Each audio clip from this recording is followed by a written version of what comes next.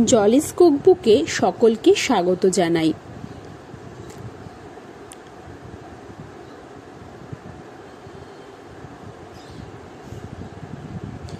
এখানে জলটা কিন্তু খুব ভালোভাবে ফুটে গেছে।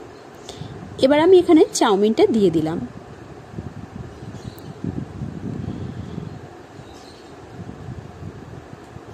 খুব ভালোভাবে এবার এটাকে জলের সাথে মিশিয়ে দেব।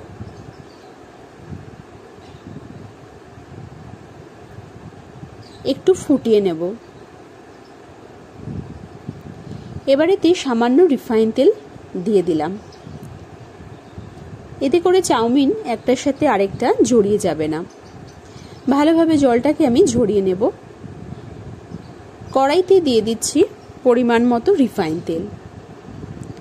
তেল ভালোভাবে গরম হয়ে গেলে বাদাম দিয়ে দিলাম। খুব ভালোভাবে বাদামগুলোকে ভেজে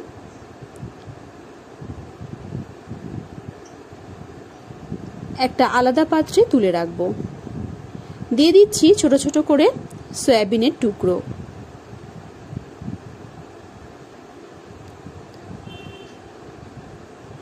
সামান্য পরিমাণ নুনের ব্যবহার করলাম।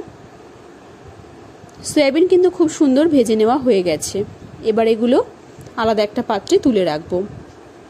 দিয়ে দিচ্ছি টুকরো করে রাখা আলু। এতেও সামান্য নুনের ব্যবহার করছি। চেরা কাঁচা লঙ্কা, টুকরো করে রাখা গাজর ভালোভাবে ভেজে নেব।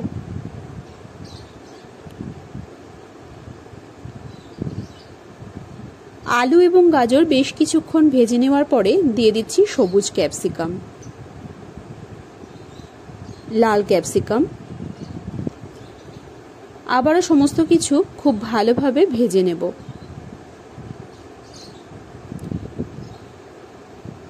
দিয়ে দিচ্ছি সামান্য পরিমাণ নুন।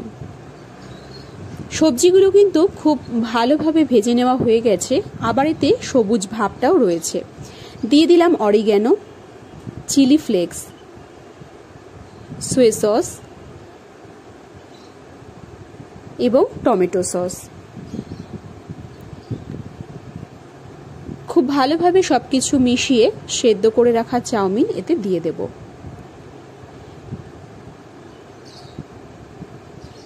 খুব ভালোভাবে এটাকে ভেজে নেব। আমি কিন্তু এখানে কোনো রকম হলুদ গুঁড়োর ব্যবহার করিনি। এই কালারটাই কিন্তু এরকম। ভেজে রাখা বাদাম এতে দিয়ে দিলাম। চাউমিনটা বেশ কিছুক্ষণ ভেজে নেওয়ার পরে দিয়ে দিলাম ভেজে রাখা সয়াবিনের টুকরোগুলো, সামান্য পরিমাণ ধনেপাতা কুচি এবং সবশেষে দিয়ে দিচ্ছি গোলমরিচ গুঁড়ো। এরকমভাবে ভেজ চাউমিন যদি তৈরি করা হয় তাহলে এটা কিন্তু সকলেই খুব পছন্দ করবে। খেতেও খুব ভালো লাগে। সকালের ব্রেকফাস্টে কিংবা বিকেলের টিফিনে যে কোনো সময় এটা খেতে খুবই ভালো লাগে। আমার আজকের রেসিপিটি আপনাদের কেমন লাগলো সেটা অবশ্যই আমাকে কমেন্ট করে জানাবেন। যদি রেসিপিটি ভালো লেগে থাকে তাহলে অবশ্যই লাইক, শেয়ার এবং সাবস্ক্রাইব করার অনুরোধ রইল।